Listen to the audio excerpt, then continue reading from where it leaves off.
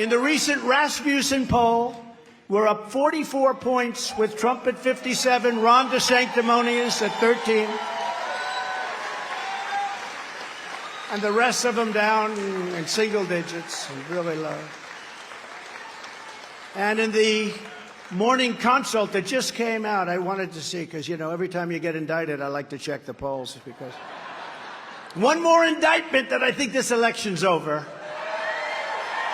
One more. No, it's horrible. You get indicted for nothing. Can you imagine a guy? Let's indict my opponent. This becomes a third world country. The latest morning consult poll has us far ahead. We're at 59%, and the others are at like 12. One is at 12. I think that's DeSanctimonious, but he's rapidly being caught by Ramaswamy. Who's good?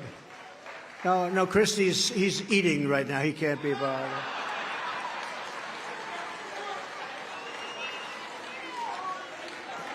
Sir, please do not call him a fat pig. That's very disrespectful. Don't call him. See, I'm trying to be nice. Don't call him a fat pig. You can't do it. You can't do that. So now, because you're not allowed to do that, and therefore we're not going to do it, okay? We want to be very civil, right? So the latest coefficient poll, which is a big deal, have us almost at 60-13, with our lead over DeSantis growing by 9 points just since a few weeks ago.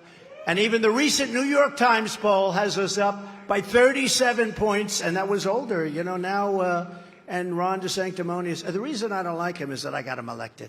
You know, when you get somebody, I don't want to go through the whole story because most of you know, but he came to me, he needed help, he was getting demolished in the primary.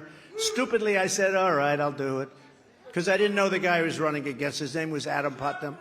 I said, I'll do it, because, you know, he was one of the 200 people that were on television. He was no better than anybody else. He was no Jim Jordan, that I can tell you. And he was on television and fighting a little bit on impeachment hoax number 1 and impeachment hoax number 2. So I said, you know what?